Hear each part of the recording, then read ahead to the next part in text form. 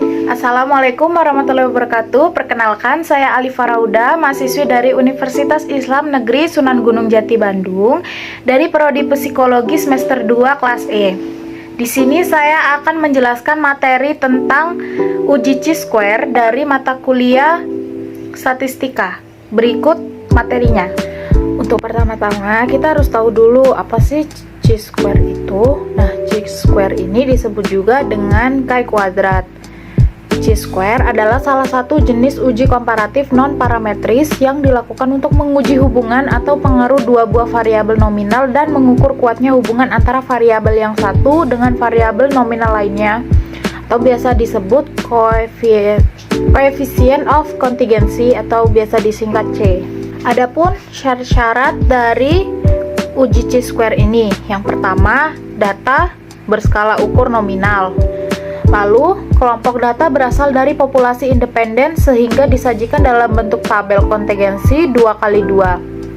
Lalu, dapat digunakan baik untuk dua sampel independen maupun untuk k-sampel independen. Lalu, yang keempat, tidak ada sel dengan nilai frekuensi kenyataan atau disebut juga actual count F0 sebesar 0. Lalu, apabila bentuk tabel kontingensi 2x2, maka tidak boleh ada satu sel saja yang memiliki frekuensi harapan atau disebut juga expect count atau FH kurang dari 5. Lalu yang terakhir, apabila bentuk tabel lebih dari 2x2, misal 2x3, maka jumlah sel dengan frekuensi harapan yang kurang dari 5 tidak boleh lebih dari 20%. Untuk uji chi-square sendiri memiliki beberapa jenis. Nah, untuk rumus pada uji chi-square sebenarnya tidak hanya ada satu. Apabila pada tabel kontingensi 2x2, maka rumus yang digunakan adalah continuity correction. Apabila tabel kontingensi 2x2 tapi tidak memenuhi syarat dalam uji chi-square, maka rumus yang digunakan adalah Fisher exact test. Sedangkan apabila tabel kontingensi lebih dari 2x2, misal 2x3, maka rumus yang digunakan adalah Pearson chi-square. Lalu ada prosedur uji chi-square atau chi-kuadrat. Yang pertama, penentuan taraf nyata atau level of significance sama dengan alpha. Biasanya digunakan alpha sama dengan 0,01 atau alpha sama dengan 0,05. Lalu yang kedua, penentuan daerah penerimaan H0 dan H1.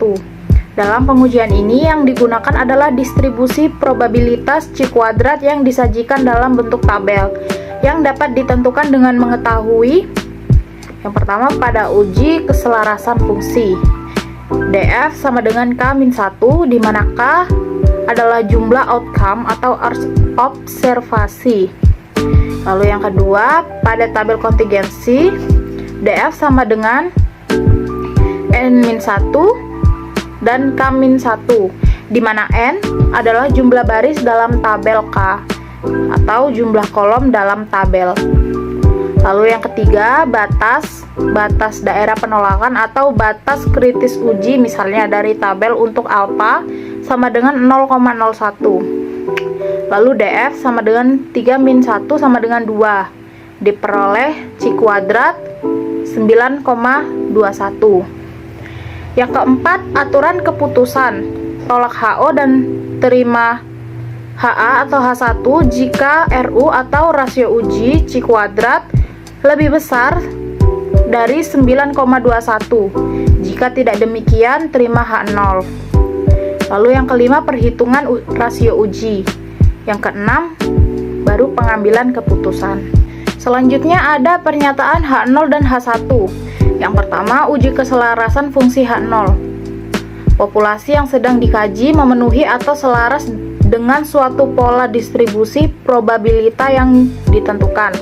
Lalu yang kedua adalah H1, populasi yang tidak memenuhi distribusi yang ditentukan tersebut. Selanjutnya, uji tabel kontingensi. Yang pertama H0, dua variabel yang sedang dikaji saling independen atau tidak terikat. Lalu yang kedua, HA atau H1, dua variabel tersebut tidak saling independen atau kedua variabel tersebut saling terikat satu sama lainnya atau dependen. Berikut ini adalah contoh dari tabel kontingensi chi-square. Nah, di sini ada contoh soal dan akan saya bacakan contoh soalnya. Penelitian dilakukan untuk mengetahui adakah hubungan antara tingkat pendidikan masyarakat dengan jenis bank yang dipilih untuk menyimpan uangnya. Pendidikan masyarakat dikelompokkan menjadi dua, yaitu lulusan SLTA dan perguruan tinggi. Sampel pertama sebanyak 80 orang lulusan SLTA dan sampel kedua sebanyak 70 orang lulusan perguruan tinggi. Berdasarkan angket yang diberikan kepada sampel lulusan SLTA, maka dari 80 orang itu yang memilih bank pemerintah sebanyak 60 orang dan bank swasta 20 orang. Selanjutnya dari kelompok sampel lulusan perguruan tinggi, dari 70 orang itu yang memilih bank pemerintah sebanyak 30 orang dan bank swasta sebanyak 40 orang. Apakah terdapat perbedaan tingkat pendidikan masyarakat dalam memilih dua jenis bank ini? Nah, selanjutnya kita akan membuat tabel kontingensi terlebih dahulu di Excel. Oke, jadi di sini kita sudah masuk ke Excel ya untuk membuat tabel kontingensi dari contoh soal yang tadi kita lihat. Di sini pertama kita akan menulis sampel terlebih dahulu. Setelahnya di bawahnya kita tulis untuk lulusan ya. Yang pertama perguruan tinggi. Lalu yang kedua SLTA. Dan di sini kita tulis jumlah.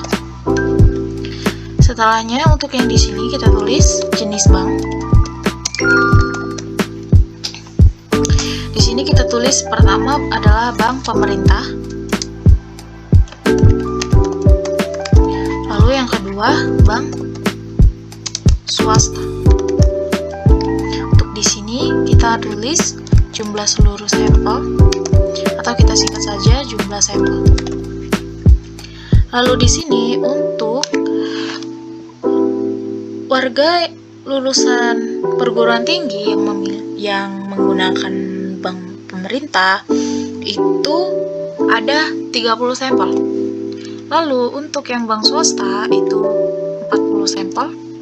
Lalu untuk sampel lulusan SLTA yang memilih bank pemerintah terdapat 60 sampel.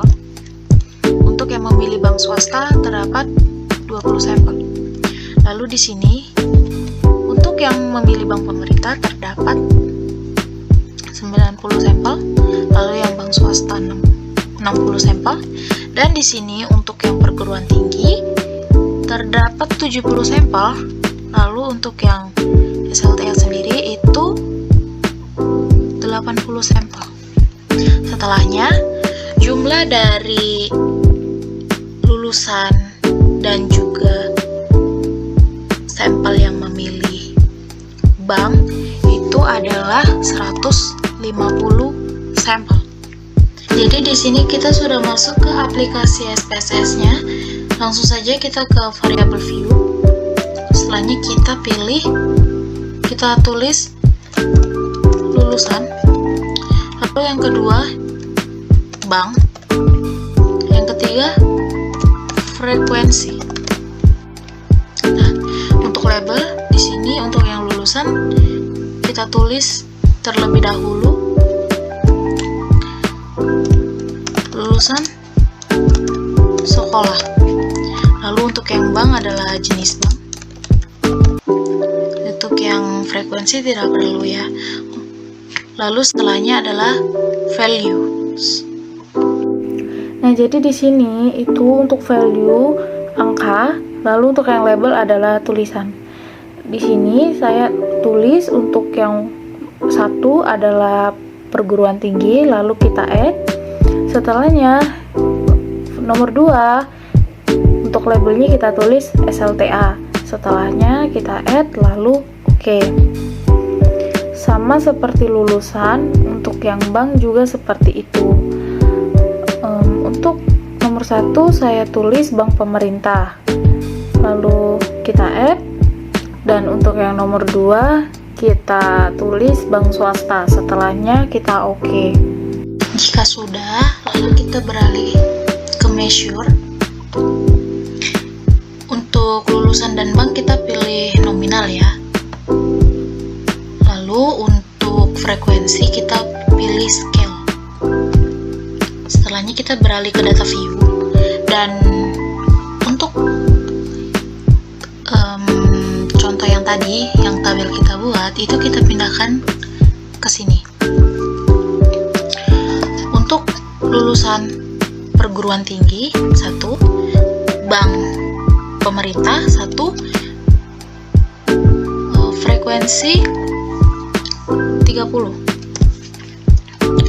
Lalu untuk lulusan perguruan tinggi bank swasta, frekuensi 40.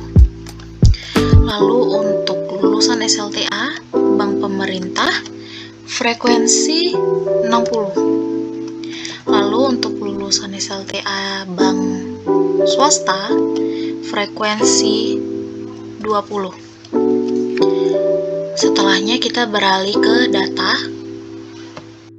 Setelahnya kita klik Quick Quizzes, lalu akan muncul tabel kecil seperti ini, dan kita pindahkan frekuensi ke frekuensi variable, lalu kita klik Quick Quizzes by.